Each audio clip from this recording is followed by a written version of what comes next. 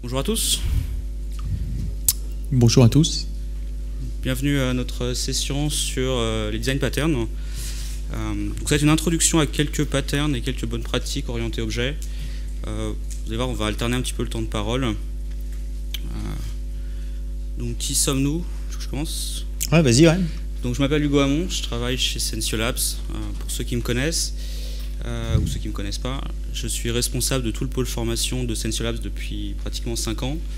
Et donc j'anime des formations principalement sur Symfony et également sur PHP, les bonnes pratiques. Et de mon côté, donc, je m'appelle Julien Poli, je travaille chez Blablacar, covoiturage.fr, donc je suis lead développeur chez eux. Et accessoirement, je suis contributeur PHP et release manager de la 5.5. Donc langage PHP qui me tient beaucoup à cœur. Donc on va commencer par quelques bonnes pratiques de programmation orientée objet avant de passer au pattern. Donc un petit rappel sur ce qu'on a en programmation objet au niveau de PHP. Donc on est assez proche du monde Java. On a donc les classes, les interfaces, donc tout ce qui va concerner les classes abstraites, classes finales, méthodes finales, la réflexion, l'autoloading, les namespaces, les traits en PHP 5.4. Donc tout ça, tout ce panel d'outils vous permet de faire de la programmation objet et également de pouvoir implémenter les patterns en PHP. Donc un des principes importants en fait qu'on va vous présenter avant de passer au pattern, c'est le principe solide, puisque c'est sur celui-ci que porte une bonne partie des patterns. Donc en fait, solide, qu'est-ce que c'est? C'est des principes, c'est des manières de voir les choses, et dans la mesure où vous arrivez à les respecter sur l'orientation objet de votre code, vous allez quasiment implicitement créer des patterns ou en utiliser des qui existent déjà, puisque chaque pattern respecte au mieux ces 5 principes-là. Donc solide, c'est quoi? C'est donc l'abréviation, comme vous pouvez le voir, de tout un tas de mots en anglais.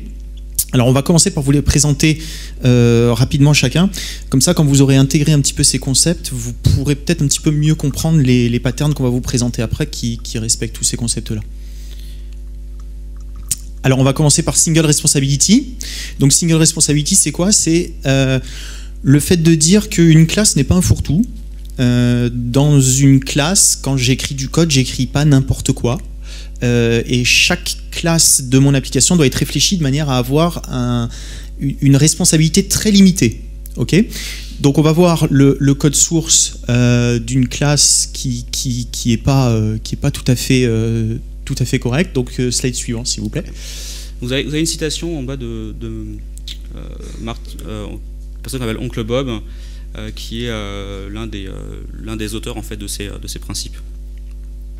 Donc voilà, typiquement, on vous a présenté ici une classe qui, comme on peut le voir, fait quand même pas mal de choses, fait beaucoup de choses. Elle gère une base de données, this/db, elle gère des fichiers, elle ouvre des fichiers, elle écrit du log, elle fait beaucoup de choses et elle fait beaucoup trop de choses. C'est-à-dire que quand les choses vont changer, quand le logiciel va évoluer, on va être obligé de casser cette classe à droite, à gauche, en haut, en bas. On va plus trop savoir où est-ce qu'on est. Donc la solution en fait, c'est de séparer les responsabilités qu'on peut définir dans son logiciel en plusieurs classes, puis les encapsuler les unes dans les autres. Donc là on a un autre exemple où on a bien clairement séparé les responsabilités dans plusieurs classes. Les classes sont beaucoup plus petites, beaucoup plus faciles à tester et beaucoup plus faciles à maintenir. Vous voyez qu'on avait deux raisons que la classe change. La première raison, c'est l'évolution du chargement de la classe, du chargement du fichier qu'on souhaite importer. Et la deuxième raison, c'est le moyen de stockage qu'on utilise. Ici, c'est une base de données. Si demain, on veut utiliser un autre moteur de stockage, maintenant, on peut le remplacer très facilement sans avoir à changer l'implémentation de cette classe ici qui importe des données. Donc un deuxième principe, open close, donc qui signifie que votre code doit être ouvert à l'extension et fermé aux modifications. En d'autres termes, vous devez être capable de pouvoir étendre très facilement une classe sans avoir à changer son comportement interne. En fait, ça rejoint ce qu'on a fait juste avant. Si je reprends le même exemple, vous voyez qu'à l'origine, on est en train d'importer des fichiers CSV. Si maintenant, demain, nos données elles sont stockées dans un fichier XML ou dans un fichier JSON, il suffit juste d'écrire la classe qui va bien pour l'import du fichier. Par contre, notre objet principal, notre client principal qui importe ces données, lui peut travailler avec l'un de ces 3 loaders. On pourra travailler sur des fichiers CSV, des fichiers JSON ou des fichiers XML très facilement sans changer l'implémentation de notre méthode principale ici qui est import. Le principe... Ouais, je vais le prendre, ouais. En fait, tous les principes, c'est un petit peu la même chose, hein. C'est encapsuler ce qui varie. Un changement arrive dans mon logiciel, où est-ce que je dois toucher à mon code, à droite, à gauche, partout, tout va se rejoindre, hein, vous allez voir. Donc, l'ISCOP substitution, c'est un petit peu plus complexe. Ça concerne l'héritage en fait. Quand vous héritez une classe, si vous voulez réécrire des méthodes, donc surcharger, faire de la surcharge de méthodes, donc écraser les méthodes de la classe parente, vous devez respecter l'implémentation et l'interface de la méthode parente et ne pas complètement la casser. Hein, parce que quand on fait un héritage, on parle de éteint est une sorte de, et donc si un enfant casse l'interface de son parent, ça va plus marcher.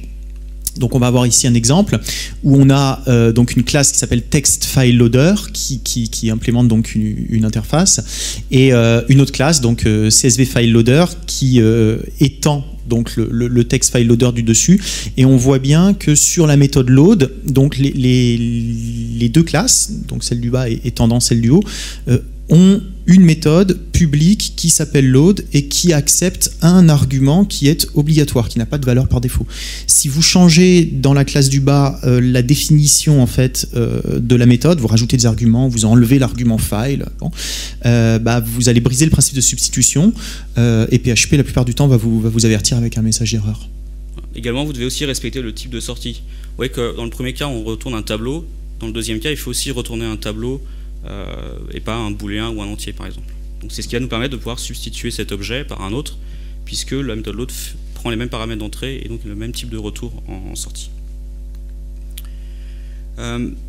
Quatrième principe, c'est la ségrégation d'interface. En gros, l'idée c'est de décomposer en fait votre logiciel en petites interfaces, plutôt que d'avoir des grosses interfaces avec plein de méthodes publiques à l'intérieur. Vous allez décomposer votre logiciel en plein de petites interfaces avec quelques méthodes à l'intérieur, et vos classes en fait vont juste implémenter les interfaces qui sont strictement nécessaires pour qu'elles fonctionnent.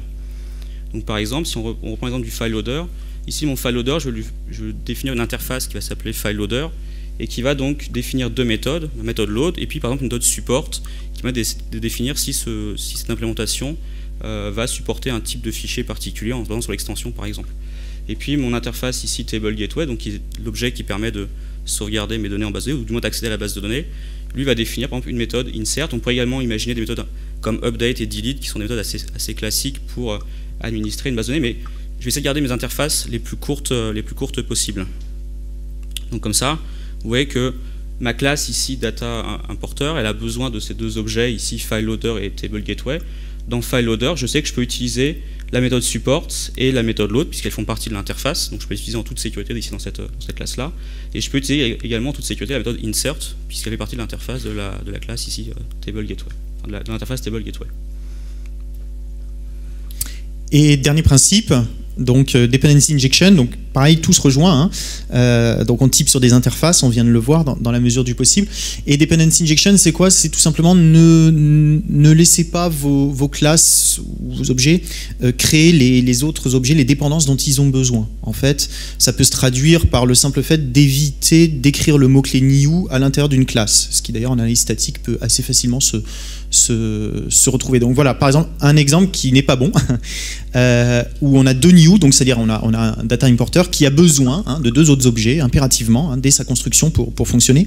Dans la mesure du possible, c'est pas à lui de créer ces objets-là, parce que si un jour ils sont pas disponibles ou il faut les changer parce que on n'a plus envie de faire comme ça, ou on veut pouvoir tester sans système de fichiers, enfin des choses assez complexes mais qui arrivent assez souvent, là on va être obligé de casser le code de la classe, on va être obligé de patcher cette classe-là, puisque les new sont écrits à l'intérieur. La bonne solution, c'est de les injecter en constructeur ou sur un setter. Bon, là on était sur un constructeur, donc on va rester sur le constructeur. Voilà, on les injecte comme ça. Cette classe-là ne change plus, on ne casse plus son code source, mais en changeant les implémentations qu'on injecte dans son constructeur, on va changer son comportement. Donc on retrouve du open close, on retrouve du single responsibility, on retrouve un petit peu tout ça, et là on part vers du logiciel flexible, testable. Donc c'est un principe qui est vraiment important, le DI aussi. Donc ce qui au final donne, par exemple, je veux mon data importer, je vais d'instancier chacune des classes que je vais utiliser, et également je vais injecter les autres dépendances de mes dépendances. Donc ça c'est important de le faire comme ça. d'externaliser la création des objets à l'extérieur de vos classes. Alors, la construction de l'objet, on le verra, il y a des patterns dont on parlera comme la factory qui permettent de résoudre ces problématiques de construction d'objets. Notamment aussi, vous avez, ceux qui connaissent par exemple Symfony, ont ce qu'on appelle le compteur d'injection de dépendance qui va permettre d'automatiser en fait tout ce câblage entre les objets, donc la construction des objets. Donc voilà pour cette première passe sur les bonnes pratiques. Vous devez absolument essayer de respecter ce principe solide quand vous développez. Vous allez voir que donc, les patterns qu'on va vous présenter ont besoin qu'on respecte ce principe pour les mettre en place. Alors un pattern, c'est quoi? C'est en grosso modo, c'est une espèce de méthodologie, c'est un concept qu'on va pouvoir appliquer pour répondre à un problème qu'on rencontre assez fréquemment dans le développement logiciel. Donc par exemple des problèmes du type créer des objets, la construction de l'objet, toute cette intelligence de création d'un objet peut être encapsulée dans un pattern qu'on verra par exemple Factory, ou un des différents patterns Factory, ou par exemple pouvoir changer un algorithme très facilement pour un objet. Eh bien, on aura également des patterns pour faire ça. L'idée en fait du pattern, c'est de nous fournir également des moyens de communication dans une équipe de développeurs. Si on base le code sur un des design patterns, eh bien la lecture du code, on va dire tiens, ça ressemble à un pattern stratégie, ça ressemble à un pattern décorator. Et là on peut le voir tout de suite et on comprend tout de suite ce que fait le code. Donc pour les développeurs, connaître les patterns, c'est un moyen de communiquer entre eux et d'être sur la même base, sur le même langage, la même base de travail. Également, ça va vous aider à simplifier le test unitaire, puisque vous allez pouvoir, ces patterns, vu qu'ils respectent notamment le principe solide, vous allez pouvoir facilement interchanger les pièces qu'on fait du test unitaire. Si par exemple vous avez un objet qui doit faire un appel sur un web service, vous allez pouvoir très facilement l'interchanger par un faux objet qui fait une simulation de cet appel sur ce web service, et donc pouvoir tester votre code efficacement. Parce que si on écrit mal le code ne sera pas forcément testable, et donc on n'arrivera pas à tester le code et on va laisser tomber les tests. Et c'est important de tester son code. Alors les patterns, on les décompose en 3 familles principales. Vous avez une vingtaine de patterns qui sont ceux-là qui sont les patterns qu'on appelle qu'on dit du GOF, le Gang of Four. Il existe d'autres, des patterns, ce qu'on appelle les patterns d'architecture. Nous on va se concentrer uniquement sur quelques-uns de ces patterns-là. Et comme on peut le voir, on a 3 familles principales de patterns. Les patterns de création, donc c'est les patterns qui vont se charger de créer des objets, donc c'est leur but, ils créent des objets. Vous avez les patterns de structure, donc qui eux, comme on dit, vont structurer votre code. Et puis les patterns de comportement, donc les comportementaux qui vont apporter des traitements à votre code, qui vont exécuter un comportement particulier. On va s'intéresser, nous, notamment donc, à la factory method, on va s'intéresser au composite, au décorateur, et on va s'intéresser à l'observer et à la stratégie. Ce sont les 5-6 patterns qu'on va découvrir aujourd'hui. Alors une chose importante, c'est que les patterns, bien qu'on vous recommande de les utiliser, attention, c'est pas non plus le sacre, on va dire, c'est pas l'outil ultime. Il faut les connaître, il faut en avoir conscience, mais il faut savoir les utiliser au bon moment et ne pas les utiliser quand c'est pas nécessaire. D'accord ? On fait du développement logiciel, c'est pas des fois la peine de faire de l'over-engineering si c'est pas nécessaire. Donc il faut trouver au bon moment, est-ce qu'on a vraiment besoin d'utiliser un pattern particulier parce qu'on sait que l'application va évoluer dans le futur, par exemple. Si par contre on doit faire un peu de quick and dirty parce qu'on sait que l'application va être livrée comme ça et qu'elle ne va pas évoluer sur le long terme, c'est pas forcément la peine de chercher à implémenter obligatoirement des patterns et de sur-ingénierie. C'est vrai que des fois on voit le contraire. Le pattern apporte une solution à un problème connu, classique, et surtout quand on les découvre au début, quand on se dit ah, tiens, comment ça fonctionne, il faut que j'étudie vraiment, on a tendance à en mettre trop, à essayer d'en mettre des choses partout, et on se retrouve avec un espèce de squelette qui est complètement difforme, sur lequel il y a plein de pièces de partout qui font plein de choses, et on n'y comprend plus rien. Donc ça c'est un peu le contraire, hein, c'est un peu l'over-engineering, hein, donc c'est aussi à éviter, c'est donc à bien utiliser dans des cas concrets, dans des cas précis, et pas en mettre partout, et puis on ne sait plus où on est après, quoi. Alors les patterns, pour faire cette conférence, en fait, on est parti d'un postulat qui est assez simple, c'est que les patterns c'est très théorique, c'est assez pénible à apprendre. Parce que généralement quand vous regardez des exemples sur internet, des tutos, bien souvent c'est des exemples qui n'ont aucun intérêt dans la vie réelle. Alors ça vous montre effectivement de façon pédagogique comment ça fonctionne, mais on a du mal à se dire bah tiens, dans quel cas réel je vais pouvoir implémenter ce pattern. Donc nous l'idée, on s'est dit tiens, on va essayer de partir sur un contexte, se dire voilà, on est sur un développement d'un logiciel, comment est-ce qu'on peut mettre en place ces patterns, et donc l'idée c'était de dire voilà, on veut par exemple créer une application e-commerce. On sait que dans le e-commerce il y a plein d'aspects différents, de gestion de produits, calcul de frais de port, Enfin, voilà, vous avez plein de logiques métiers particulières, gérer les bons de réduction, les clients fidèles, etc. Donc on s'est dit, voilà, si on s'imagine qu'on veut développer un site e-commerce un peu extensible, eh bien on va essayer d'implémenter des patterns dans certaines situations. Donc nous on va voir par exemple comment encapsuler un mécanisme pour définir des frais de port en fonction du type de produit, en fonction de son poids, de son volume, ou bien par exemple calculer des bons de réduction en fonction de la quantité commandée ou en fonction du prix commandé, etc. Donc le premier pattern qu'on vous présente, c'est Composite. Le Composite, c'est un pattern qui vous permet de définir, en fait, de représenter un objet unique comme une collection d'objets de façon uniforme. C'est-à-dire que vous traitiez un seul objet ou alors plusieurs objets imbriqués, eh bien vous allez pouvoir les traiter de la même manière. Alors, un peu d'UML, même si vous allez voir que c'est pas forcément simple à lire, vous allez voir le code après qui correspond. En gros, vous avez une interface ou une classe abstraite ici, qui est un peu le composant, qui définit une méthode publique, et vous avez soit un objet qui est une feuille, donc un dérivé, donc un objet unique, qui lui va implémenter cette méthode, ou alors le composite, en fait, qui va être une collection d'objets composants, en fait, et qui va aussi définir cette méthode, qui elle va après itérer sur les objets qui sont contenus à l'intérieur. Alors, traditionnellement, dans quoi est-ce qu'on retrouve ce pattern ? Le plus souvent, c'est quand on veut représenter des arbres, typiquement des catégories à niveau infini, par exemple. C'est un très bon moyen d'utiliser le pattern composite. Ou quand vous traitez des fichiers XML, parce que les fichiers XML, c'est hiérarchique, les nœuds sont imbriqués les uns dans les autres, donc vous pouvez très bien traiter un nœud unitairement comme une collection de nœuds imbriqués. Ou par exemple, si je prends l'exemple dans Symfony, tout ce qui est formulaire, gestion de formulaire, eh bien c'est aussi traité de cette manière-là. C'est-à-dire qu'un formulaire, ça peut être un champ unique, juste un champ input, comme une collection de champs et des formulaires imbriqués. Donc si par exemple, vous avez un formulaire de ce type-là, donc ça c'est tout bon formulaire, vous avez un premier niveau du formulaire, et vous avez un formulaire imbriqué, et bien avec un composite, on peut définir que tout est formulaire, que ce soit un champ unique, ou que ce soit carrément donc une sous-collection, un sous-formulaire à l'intérieur, qui va aussi contenir des champs. Alors nous, dans notre exemple de site e-commerce, on s'est dit, bah voilà, on veut que notre site e-commerce soit évolutif. Aujourd'hui, on vend des produits, ok, c'est très bien, mais demain, on aimerait pouvoir faire des packages de produits. On veut vendre des offres packagées, on va dire, voilà, on vend le livre et son e-book, par exemple, à un prix plus intéressant. Donc il faut être capable de pouvoir vendre soit un produit unitairement, soit des packages de produits.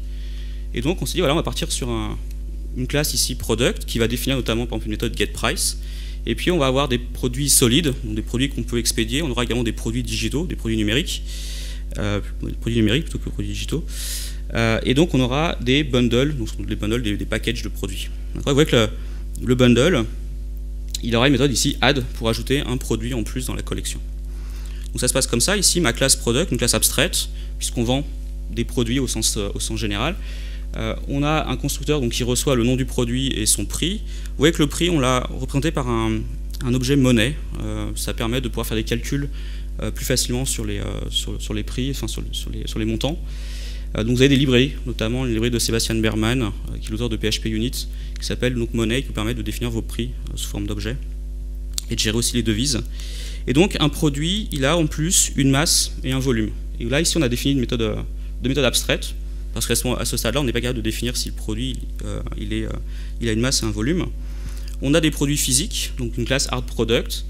Et donc ici, vous avez une méthode par exemple setPhysics qui permet de définir les propriétés physiques de notre objet hard product, donc sa masse et son volume, qui eux aussi, on a décidé de les exprimer en objet. Vous aurez pu les exprimer avec des flottants aussi, si vous le souhaitez. Et donc une méthode getMass, getVolume, puisqu'il faut implémenter forcément les méthodes abstraites de la classe dérivée, enfin de la classe parent. Et notre objet, lui, numérique, par exemple, si on veut vendre des e-books, on veut vendre des chansons comme sur iTunes, eh bien, un produit numérique, il a ni masse ni volume. Donc lui, ces deux méthodes renvoient ici une masse de 0, un volume de 0. Et donc notre composite, c'est cet objet-là, l'objet bundle, qui est en product et qui va ici stocker une collection d'objets product. Et donc pour ça, on a une méthode add qui vient simplement forcer dans la collection un nouvel objet product. Alors j'ai mis une interface, j'ai rajouté une interface, c'est juste product, parce que j'ai pas mis une interface dans je crois dans mes slides précédents. Et donc mon bundle, vous voyez qu'il y a aussi une méthode setPrice, puisque je peux avoir le choix, soit je lui attribue un prix dès le départ, je dis voilà mon package de produits, il a ce prix-là. On va pouvoir dire, si par exemple le prix n'est pas fixé, on veut que le prix du package ce soit la somme des produits qui sont à l'intérieur. Donc le composite me permet de faire ça. Ici mon bundle, par exemple sa masse, eh bien, la méthode getMass, ça va dire la masse, c'est quoi? C'est la masse totale de tous les produits que ce composite contient. Donc j'itère sur mes produits et je vais ajouter donc la masse de chaque produit pour calculer la masse totale de mon package. Pareil pour son volume, je veux connaître le volume total de mon package, donc simplement j'itère sur mes produits et je récupère chaque volume de chaque produit. Et le prix, c'est ce que je disais, si je veux calculer le prix de mon package, soit je lui fixe un prix de départ et c'est un prix qui est fixe et qui est ferme, soit je n'ai pas fixé de prix de départ et donc le prix total ce sera la somme des prix des packages, des produits qui sont contenus dans ce composite. On voit que c'est très simple maintenant, si je veux utiliser ce code-là, je peux instancier mon bundle, je peux lui fixer un prix de départ, je peux lui ajouter à l'intérieur des produits qui ont chacun des prix. Vous voyez que chaque produit ici, il a un prix unitaire, sauf que là, mon package, lui, son prix réel, au final, c'est 39 €. Ou alors, je peux dire ici, mon bundle D, je lui ajoute un produit, et donc son prix, ce sera la somme des produits que j'ai à l'intérieur, donc ici, ce sera uniquement le prix 12 €. Bon, je vais rajouter un deuxième produit, sinon ça n'a pas de sens.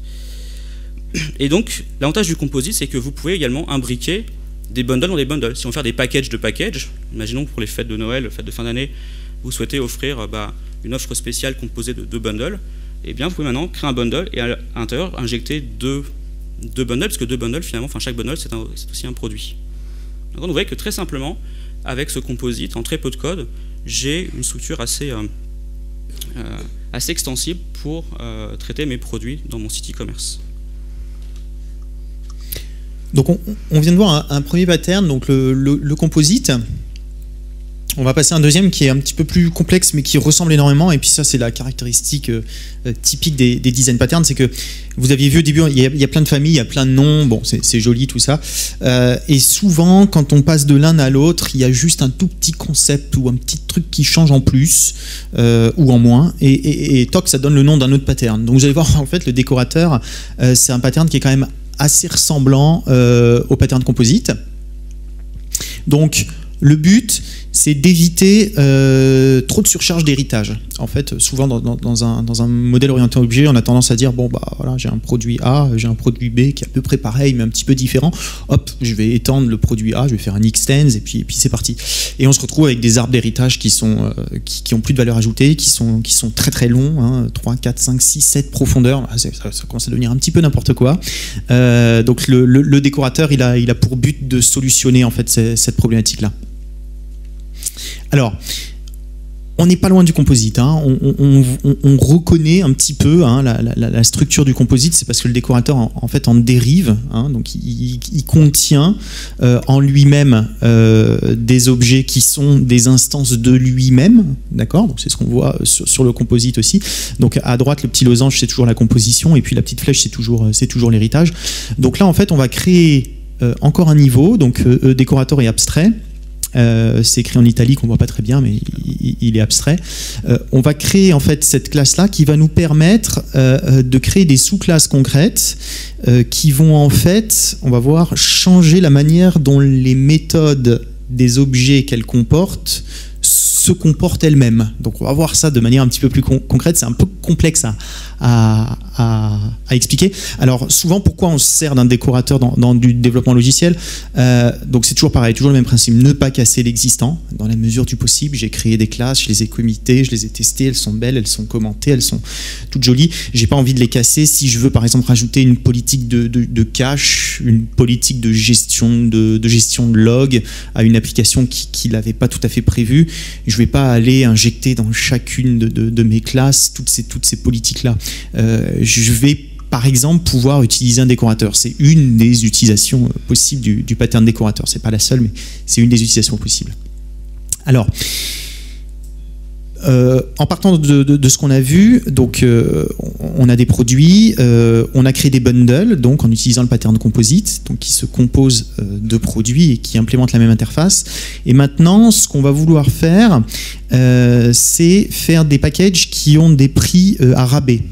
Okay, sans évidemment casser les produits existants et les bundles, les classes de bundles existantes. Okay, donc pour pouvoir faire des prix à rabais, en fait, ce qu'on va faire, on va encapsuler des produits ou des bundles, et lorsqu'il s'agira d'interroger leur prix, on appliquera une réduction dessus, mais puisque nous-mêmes en tant que décorateur on implémente la même interface, l'objet utilisateur ne va pas voir la différence en fait entre un vrai produit ou un produit discounté, un produit qui a une réduction dessus. Donc comment est-ce que ça se traduit? Donc dans notre code à nous, c'est la même chose que le code théorique. Donc on a toujours donc notre order, notre commande, qui implémente une interface order interface. Donc, il y a toujours des histoires d'interface, on l'avait dit, sur les principes solides. Et donc on a cette fois-ci donc un décorateur, et le décorateur concret, le premier décorateur concret, ça va être basic rate discount, c'est-à-dire quelque chose qui va permettre de créer un rabais fixe. Par exemple, je veux enlever 10 € à toute commande, quelle qu'elle soit. Comment est-ce que ça se traduit en termes de code? Donc ici, on présente donc notre classe de commande, notre classe order, donc on voit qu'elle implémente donc l'interface, on peut ajouter à l'intérieur des produits, et puis sur getAmount, de manière assez simple, je fais la somme de tous les prix de tous mes produits, et puis je retourne ça. Voilà, ça c'est ma classe commande de base, order. Bon. Elle est assez simple. Maintenant, si je veux appliquer des rabais sans casser l'existant, donc en rajoutant du code mais sans casser ce qui existe, donc ma classe order décorateur, elle est abstraite, on l'a vu, elle va servir de patron pour les classes concrètes sous-jacentes, et en fait qu'est-ce qu'elle fait? On voit qu'elle prend comme paramètre en constructeur un order, et elle est elle-même un order. D'accord? Donc c'est bien la boucle qu'on a vue, elle étend la classe dont elle se compose aussi. C'est ça qui va être intéressant. Le add product est toujours le même. On passe ça à l'order. Et ici, comme on peut le voir sur le basic value discount, donc c'est une classe qui permet de faire une réduction classique. Il suffit donc d'étendre notre classe de décorateur. On se compose d'une commande, donc je crée mon décorateur, je lui passe la commande, et lorsque j'interroge la méthode getAmount, eh bien, on voit qu'on demande tout simplement le prix de la commande, et sur ce prix de commande, on va aller soustraire un certain montant. Mais puisqu'on implémente l'interface de la commande, l'objet utilisateur, qu'il ait une commande ou un décorateur de commande, il ne verra pas la différence. Il pourra toujours appeler la méthode getAmount, qu'on avait un petit peu changé avant, mais donc ça fonctionne de cette manière-là, c'est assez flexible. Juste pour vous montrer pourquoi on utilise des objets monnaie, c'est aussi pour faire des opérations de ce type-là, subtract en fait. C'est l'intérêt de travailler sur des objets plutôt que sur des flottants ou des entiers. Comme ça, on peut gérer facilement les opérations mathématiques sur les prix. Voilà, donc ça c'est l'exemple d'utilisation, comment ça s'utilise dans mon code. Donc je crée ma commande, j'ajoute des produits dans ma commande, et puis cette commande-là, je veux lui appliquer un rabais, et bien je crée un décorateur de commande, basic value discount, je lui passe ma commande et je lui passe le montant du rabais. Et sur mon décorateur, order 1, j'appelle la méthode getAmount qui me donne le prix. C'est-à-dire c'est un décorateur, ça aurait pu être tout aussi bien $order, c'est exactement la même chose. L'objet utilisateur ne voit pas qu'il est en train de s'adresser à un objet qui décore l'objet réel, la commande concrète, order. Il ne voit pas du tout la différence.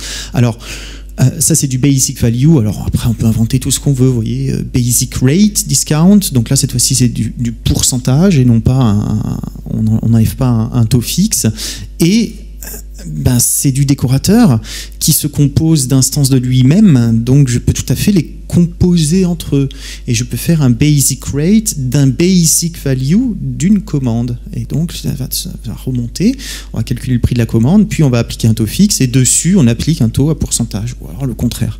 Donc d'un arbre d'héritage, si j'avais fait du extends, et je rappelle qu'il n'y a pas d'héritage multiple en PHP, donc souvent je suis assez bloqué face à ça, d'un arbre d'héritage qui aurait pu être très haut, très long et très complexe, eh bien je passe de quelque chose de vertical à quelque chose d'horizontal qui peut partir vers l'infini. Alors bon, après vous pouvez imaginer tout ce que vous voulez avec les décorateurs. Donc on peut imaginer un minimum d'achat requis pour que le décorateur puisse fonctionner. Si vous n'avez pas le minimum d'achat, le décorateur ne va pas vous retourner la somme avec le rabais. On peut imaginer des clients fidèles, des cartes de fidélité, des clients fidèles. Tu es un client fidèle, donc automatiquement tu vas avoir tel rabais en plus des éventuels autres rabais qu'il pourrait y avoir. Et tout ça toujours en rajoutant du code à l'existant sans le casser. C'est toujours le même principe. Alors bon, comme pour tout pattern, vous avez des avantages et des inconvénients.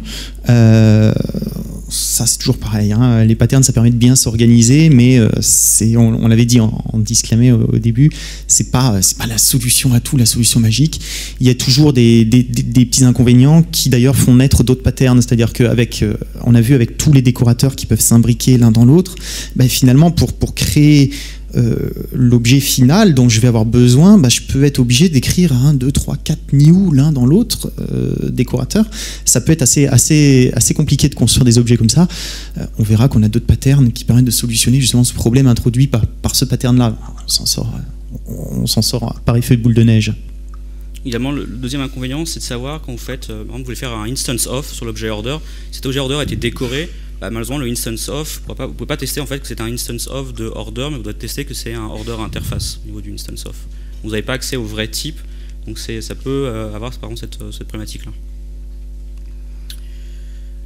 Donc, troisième pattern qu'on veut présenter, c'est l'un des plus simples à implémenter, mais aussi l'un des plus puissants, on va dire. C'est le pattern stratégie. L'idée en fait du pattern stratégie, ça va être d'encapsuler des algorithmes de même nature. De sorte à ce qu'ils soient en fait interchangeables. C'est-à-dire que si vous avez un objet qui peut, en fonction de l'environnement, choisir un algorithme plutôt qu'un autre, si vous avez par exemple ces deux algorithmes qui sont choisis l'un ou l'autre dans votre classe principale, plutôt que les mettre dans votre classe principale, vous allez les externaliser, ces deux algorithmes, dans deux classes différentes. Alors, les implémentations les plus traditionnelles de ce pattern stratégie, c'est par exemple pouvoir changer le système de stockage des sessions. Vous avez un objet session et vous souhaitez par exemple que votre session soit stockée soit dans la session native de PHP, et puis demain vous souhaitez stocker vos sessions dans un serveur Redis ou dans un serveur Memcache ou dans une base de données. Donc il faut pouvoir s'adapter à un autre système de stockage sans avoir à casser la classe session initiale. Ou alors par exemple ça peut être utilisé pour des comparaisons. Vous avez des tableaux, vous voulez appliquer des comparaisons sur des tableaux, trier des tableaux, comparer des valeurs, et bien vous pouvez imaginer plusieurs classes d'algorithmes différents qui vont manipuler ces tableaux, et donc vous retournez, par exemple, pour un premier cas, un tableau trié dans un ordre ascendant, et dans l'autre cas, un tableau qui trie dans un ordre aléatoire, par exemple. Alors, un exemple qu'on a, par exemple, dans une librairie bien connue qui s'appelle SwiftMailer, pour ceux qui connaissent, c'est une librairie d'envoi de mails qui vous permet donc d'envoyer des mails. Dans SwiftMailer, vous avez un objet qui s'appelle SwiftMailer, et SwiftMailer permet donc d'envoyer un message, d'envoyer un mail. Donc vous avez une méthode send, vous appelez une méthode send, vous lui passez un message. Cette méthode send se charge d'envoyer votre mail au destinataire. Sauf que nous, on veut pouvoir envoyer les mails de différentes manières, avec différents moyens de transport. Et donc on va pouvoir injecter dans le constructeur une interface, ici une implémentation de l'interface Swift Transport. Et donc vous avez dans SwiftMailer, par exemple, 3 stratégies qui sont nativement définies, je crois qu'il y en a même 4. Je vous en propose 3. Vous avez la première, le Swift SMTP Transport, qui vous permet en fait d'envoyer un mail avec une connexion SMTP. Cet objet-là va se connecter sur votre port 25 de votre machine et donc utiliser la connexion SMTP pour envoyer votre mail. Alors si vous n'avez pas de connexion SMTP sur votre machine, parce que vous êtes en environnement de développement, mais vous souhaitez quand même simuler l'envoi de mail ou quand même envoyer les mails, eh bien vous pouvez faire un fallback sur une autre stratégie qui serait d'utiliser un mail transport, c'était l'inverse, le mail transport qui permet d'utiliser la fonction mail de PHP. Parce que voilà, votre serveur, votre implémentation de PHP dispose de la fonction mail. Ou si carrément vous savez complètement simuler l'envoi de mail, eh bien vous pouvez imaginer ici d'utiliser le Swift null transport. En fait, il va juste ne rien faire. C'est une stratégie qui ne fait rien. C'est aussi ce qu'on appelle le pattern null object. Sans le savoir, vous avez ici implémenté un pattern d'architecture qui s'appelle null object. Donc en fait, c'est un objet qui fait rien. On déclare juste la méthode et puis voilà, on laisse passer. Donc par exemple, nous, si on veut implémenter cette stratégie dans notre projet de site e-commerce, on aimerait imaginer que voilà, en fonction de la stratégie d'expédition de la commande qu'a choisi le client, eh bien, on va calculer des taux de transport du produit, des taux de frais de port différents en fonction de cette stratégie. Donc par exemple, ici j'ai un objet order service, d'accord, et puis dans cet objet order service, on a une méthode par exemple qui calcule les coûts d'expédition. Et vous voyez qu'on passe un objet order et on passe le type d'expédition qu'a choisi le client. Il peut choisir de récupérer le produit directement à l'entrepôt. Donc s'il vient le chercher à l'entrepôt, en fait, il n'y aura pas de frais de port qui vont s'appliquer. Si par contre il choisit un transport standard, eh bien on va lui appliquer par exemple 7 € de frais de port. Et s'il choisit un transport express, on va lui choisir on va lui prendre un autre montant. Alors là, je vous ai pris un exemple simple. Vous voyez que c'est pas, là, on a des switch cases, et demain, on va rajouter un autre type de transport. On va devoir rajouter de nombreux switch cases. Là, j'ai fait simple, je vous ai juste fait un return new money, mais on imagine que ces prix sont calculés en fonction du poids, du volume, de la distance entre l'entrepôt et donc l'endroit de livraison. Forcément, les coûts vont varier. Donc ces algorithmes-là, il faut pouvoir les séparer. Et donc, on peut imaginer ici une stratégie. Donc, c'est simplement une interface que je vais définir. Une interface, par exemple, ici, de shipping strategy, qui va me définir une méthode calculate shipping cost. Je vais lui passer l'objet order pour lequel je veux calculer les frais de port. Rappelez-vous que l'objet order contient les produits qu'on a commandés. Et je vais définir ensuite les implémentations. Je vais dire, par exemple, ici, warehouse pickup. Donc, je viens chercher mon produit à l'entrepôt directement, à commande à l'entrepôt. Donc, pour le vendeur, il n'y a pas de frais de port à appliquer. Donc, simplement, cette stratégie renvoie un frais de port de 0. Si par contre, mon client choisit de se faire livrer avec une livraison standard, imaginez un Colissimo standard, 3-4 jours ouvrés, eh bien on va pouvoir encapsuler l'algorithme qui calcule le coût Colissimo du prix en fonction de son volume, de son poids, de la distance, etc. Et puis si on veut par exemple une livraison express, on va être livré en 24 heures, là encore on a des frais différents qui vont s'appliquer, donc là encore j'encapsule cet algorithme dans une classe séparée.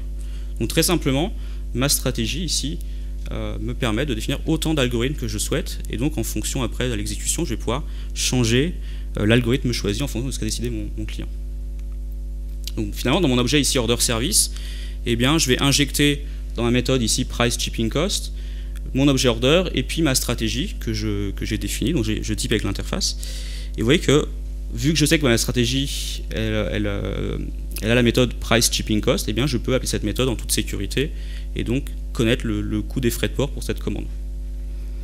Alors ici j'ai passé la stratégie dans la méthode price shipping cost de mon objet order service. Si on sait qu'on aura toujours besoin d'une stratégie de calcul de coût des frais de port, l'idéal c'est plutôt de l'injecter comme on l'a vu. Par exemple dans le constructeur, ça c'est une dépendance qui va être obligatoire. Donc ma stratégie ici je peux la passer et après eh bien, appeler mon objet, ma propriété ici shipping strategy. Alors, pattern suivant, donc la factory, la fabrique. Alors, la factory, qu'est-ce que c'est je vous ai déjà donné un petit peu la solution avant. Hein. Quand la conception d'un objet et de toutes ses dépendances est assez complexe, c'est-à-dire pour créer un objet, c'est plus juste un new, c'est 4-5 new avec 4-5 appels de méthode à la suite qui en plus peuvent changer un petit peu en fonction de ce que je veux faire. Eh bien, la création même d'objets devient un problème qui trouve sa solution dans des patterns, dont le pattern factory. Voilà, donc c'est ce que je viens de dire.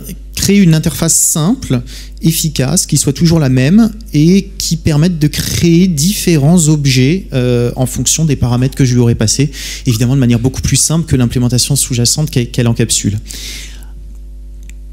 Voilà, donc ici on est sur le pattern factory méthode, c'est pas tout à fait pareil que la factory, mais bon, de toute façon ils sont très semblables.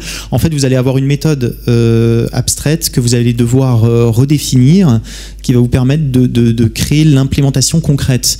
Donc c'est un petit peu complexe quand on regarde ça sous forme de schéma UML, mais globalement l'idée est là. Donc si on regarde sous forme de code, on verra que c'est beaucoup plus facile. Alors pourquoi est-ce qu'on utilise des factories ? On l'utilise un petit peu partout. Il y a différents patterns factory qui existent. En plus, il y a la méthode, il y a l'abstract factory. Après, encore d'autres choses qui existent que vous pouvez trouver sur le web. C'est toujours pareil, hein, les patterns, ça part un petit peu dans tous les sens. Mais globalement, une fois que vous avez l'idée de base, à partir d'un pattern, ces petits frères et ces petites sœurs, vous pouvez assez souvent les. De toute façon, le rôle final est toujours le même. C'est juste la manière d'y arriver qui change un petit peu. Voilà, donc là on veut encapsuler la manière dont on crée des produits. Donc on a vu qu'à partir du moment où on commence à utiliser des décorateurs, ça devient un petit peu difficile. Et puis si on rajoute des petites contraintes un petit peu partout, ça deviendra encore plus complexe de créer juste un ou deux objets pour créer une commande. Également j'ajoute qu'en fait l'utilisation du mot-clé new, ce qu'on vous a pas dit, c'est que le mot-clé new en fait induit un couplage fort entre vos objets. Actuellement vous avez un new, forcément vous liez vos deux classes ensemble. Et si vous devez faire des new à plein d'endroits dans votre application, par exemple vous devez instancier des produits dans plein d'autres objets, eh bien ça veut dire que vous allez à chaque fois lier vos objets avec ces objets product par un couplage fort. Et donc si demain votre constructeur de votre classe product doit changer, c'est-à-dire que partout où vous avez utilisé l'instanciation, vous devez également changer les constructions des objets. Le fait de passer par une factory va nous permettre en fait d'isoler dans un seul endroit la création d'un objet. Comme ça, si demain on change le constructeur, on ne change plus qu'à un endroit, et tous nos autres objets qui ont besoin de créer des objets product feront appel en fait à la factory. Ils vont simplement demander à l'usine, donne-moi cet objet, et donc charge-toi pour moi de le créer. D'accord ? C'est pas mon objet qui utilise l'objet product d'avoir la connaissance de la création de l'objet, c'est bien à l'usine. C'est comme vous quand vous achetez une voiture, c'est pas vous qui avez la connaissance de comment cette voiture a été fabriquée, c'est l'usine qui a fabriqué cette voiture, qui sait comment cette voiture doit être fabriquée. La factory, l'usine, la fabrique, tout un tas de mots synonymes.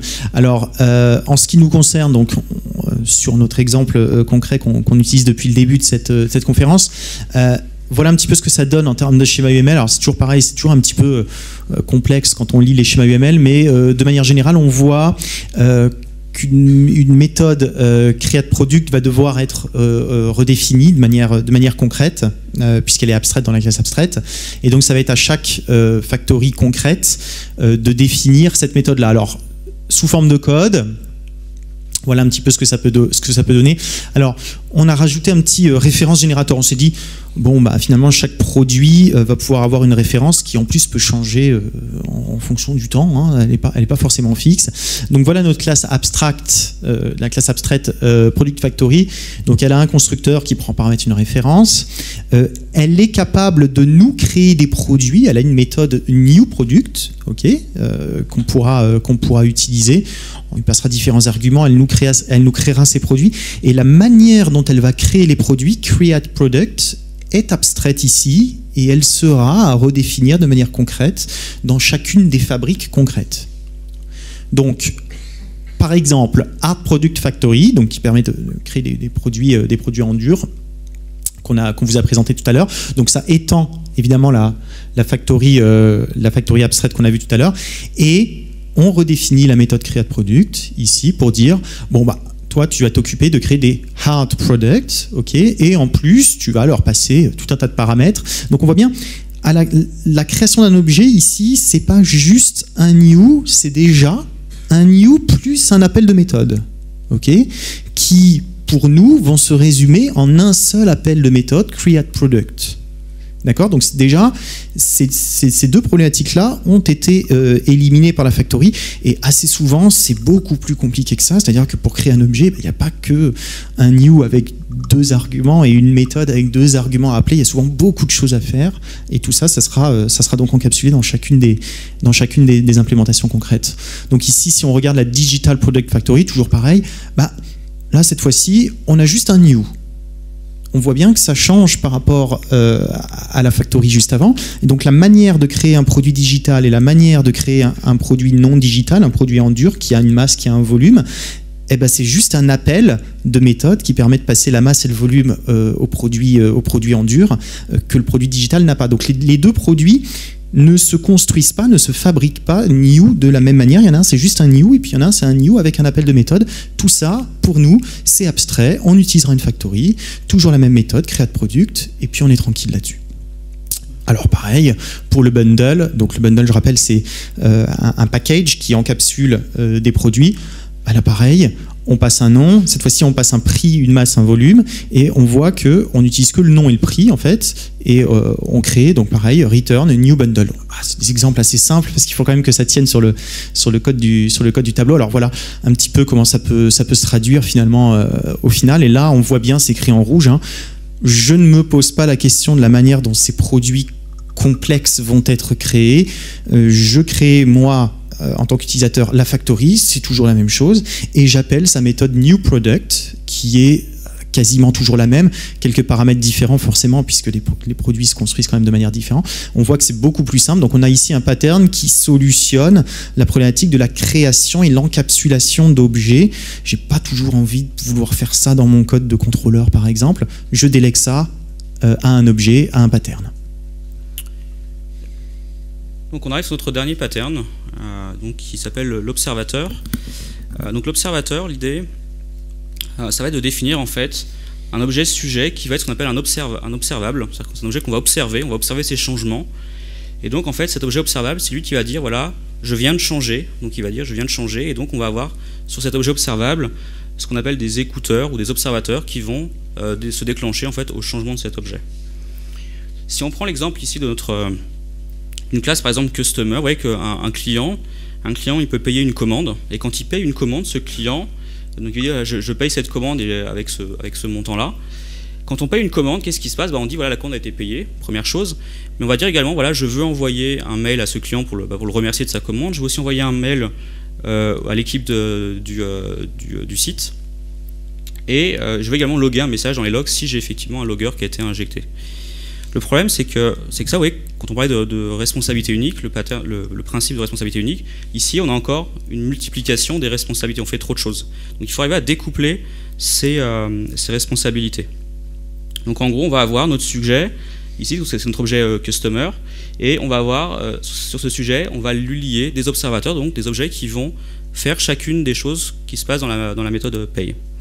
Alors, c'est très simple à implémenter. Vous avez deux interfaces. Une observer interface, donc qui définit l'observateur. Donc l'observateur, c'est ce qu'on appelle généralement l'écouteur, c'est lui qui va déclencher la logique métier. Cet observateur va recevoir l'objet observable, donc l'objet qu'on étudie, pour lequel on regarde les signaux. Et vous avez donc une interface qui définit ce que doit faire le sujet observé, donc c'est l'observable. Donc on va lui attacher à notre observable, à notre sujet, des écouteurs, et on va notifier ces écouteurs. Donc très simplement, chaque observateur, ça va être un objet. Donc vous avez ici par exemple, un logger handler. Lui, il va juste se charger de loguer le fameux message dans les fichiers de log. Et donc vous voyez que ce que je reçois dans la méthode notify, c'est le sujet que j'observe, donc c'est mon objet customer. Et de mon objet customer, je vais pouvoir récupérer par exemple, la dernière commande que ce client a effectuée pour pouvoir ensuite récupérer par exemple, la référence de ma commande. Et puis j'ai un autre observateur, c'est mon customer notifier. Donc lui, il se charge juste de notifier par mail mon client, et là encore je reçois dans la méthode notify mon objet customer.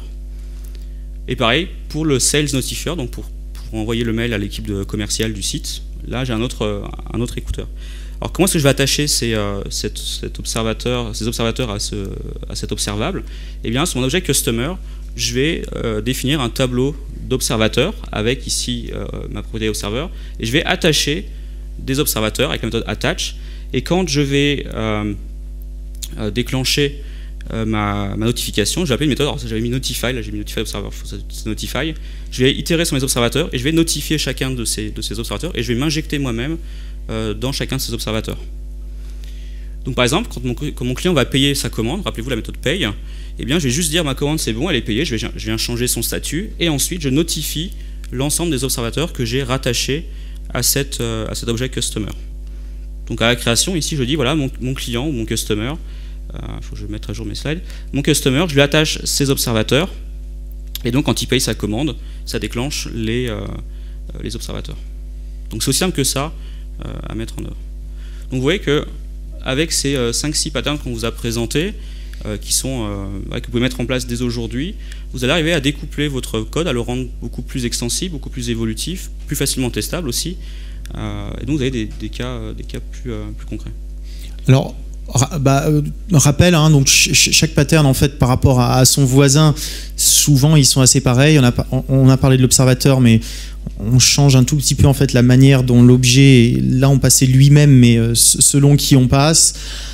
On va tomber sur un médiateur par exemple qui a un autre pattern. Enfin vous avez tout un tas de familles, donc faut pas les apprendre par cœur, hein. Faut regarder à quel problème ils solutionnent, à quoi ils vont vous servir. La plupart du temps, c'est avoir un code flexible, un code testable, un code qui résiste aux changements, notamment aux changements de spécification. Donc c'est vraiment le but final, hein, du pattern que vous pouvez trouver dans n'importe quel langage orienté objet.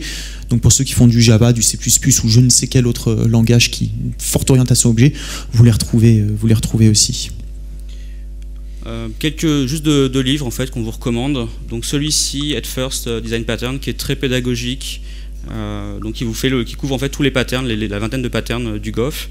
Et je parlais des patterns d'architecture, donc celui-ci de Martin Fowler, qui vous explique des patterns comme le MVC, les gateways, les table gateways, raw data gateway, donc tous ces patterns qui sont plus liés vraiment à l'architecture des applications logicielles. On a le temps de prendre des questions? Une ou deux? 2 minutes. Alors allons-y. Ouais, je vais faire passer le micro peut-être pour que tout le monde entende. Merci. Oui, je voudrais juste revenir sur le pattern stratégie. Donc on voit qu'il faut créer une classe avec surtout une seule méthode. On serait tenté d'utiliser en fait une fonction, un objet collable directement pour implémenter la stratégie. Donc pouvoir utiliser les fonctions anonymes. Du coup, on perd peut-être le typage, mais on gagne peut-être en flexibilité. Je voulais savoir un peu votre avis sur les pour, les contre entre utiliser une interface de stratégie ou utiliser directement un objet qu'on puisse appeler donc, avec des fonctions anonymes. Ici, j'ai choisi de mettre une seule méthode dans l'interface pour simplifier l'exemple, mais rien ne t'empêche d'avoir plusieurs méthodes. Si je prends l'exemple d'une stratégie de cache, dans une stratégie de cache, que je cache dans un Redis, dans un même cache ou dans APC par exemple, il me faut au moins une méthode store pour stocker mon objet dans le cache, une méthode fetch pour récupérer cet objet du cache, éventuellement une méthode isFresh pour vérifier si l'objet est toujours frais dans mon cache. Donc mon interface, ma stratégie va avoir au moins 3 méthodes pour pouvoir après gérer ça dans mon code. Donc la stratégie, l'idée c'est d'avoir une interface, pas forcément avec une seule méthode, mais il peut avoir 2, 3, 4, 5 méthodes dans la stratégie. Après c'est celle-là que je vais utiliser dans mon code quand je vais vouloir stocker mon objet dans le cache ou le récupérer depuis le cache. Une toute dernière question, si quelqu'un en a. Bon bah voilà. Merci beaucoup.